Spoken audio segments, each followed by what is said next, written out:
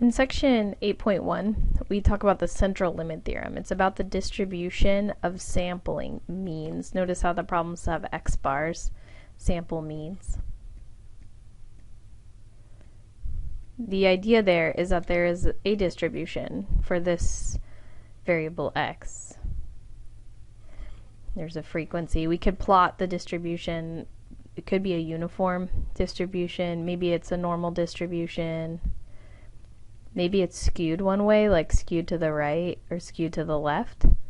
That underlying distribution is unknown, but as soon as we talk about the sample means, the distribution of sample means is approximately normally distributed. That's by the central limit theorem, the CLT.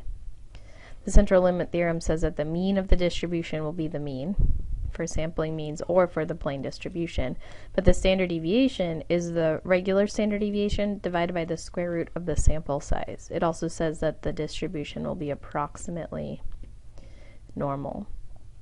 So when we're asked to assign probabilities to sample means here, we can use the normal distribution. And there's two plans or two approaches we did in this class. Number one is the two-step, like kind of by hand method. Create the z-score for this distribution, right? So the question B says the sampling means, x bar, are approximately normally distributed. We want the probability that x is less than 68.8. So here's some value, 68.8. The mean is 65, and we want the probability of being less than that. All this area back here. With the by hand method, create the z-score, where z is simply the value, x bar, the sample mean, minus the population mean, divided by the square root, divided by the standard deviation, divided by the square root of the sample size. That's because this fellow down here is simply the standard deviation of the sample means. That turns our formula into x bar, the thing we want, 68.8, minus the mean of the distribution, 65 as stated in part B, divided by the standard deviation of the distribution, 14, divided by the square root of 10. And crank that out over here, making sure to use parentheses for the numerator, 68.8 minus 65. Divided by another set of parentheses for this double division down there, the square root of 10. Gives a z-score of 0.858333. To figure this out, so we've converted 68.8 as an x value into a z-score, 0.86 to 2 decimal places.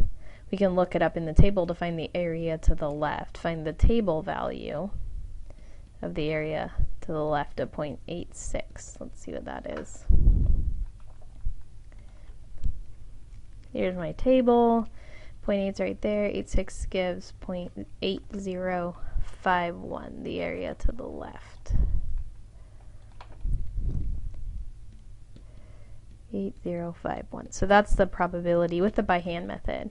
We also learned in this class that we could use the calculator's built-in normal distribution program, the normal CDF, the normal cumulative distribution function, with the minimum value of where we start caring about the area. And you'll notice in this graph that that area is shaded all the way to the left, like way, way, way to the left, like negative 10,000.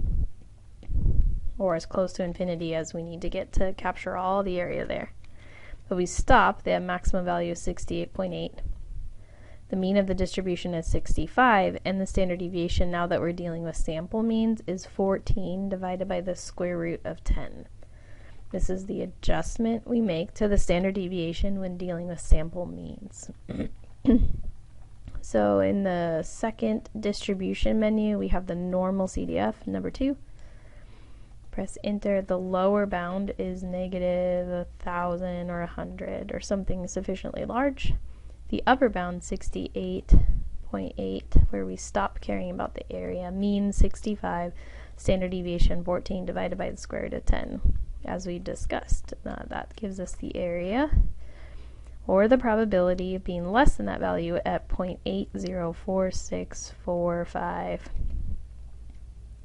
Which you see a little bit of difference there. That's because we rounded this z-score, so we lost some accuracy here, but they are pretty close.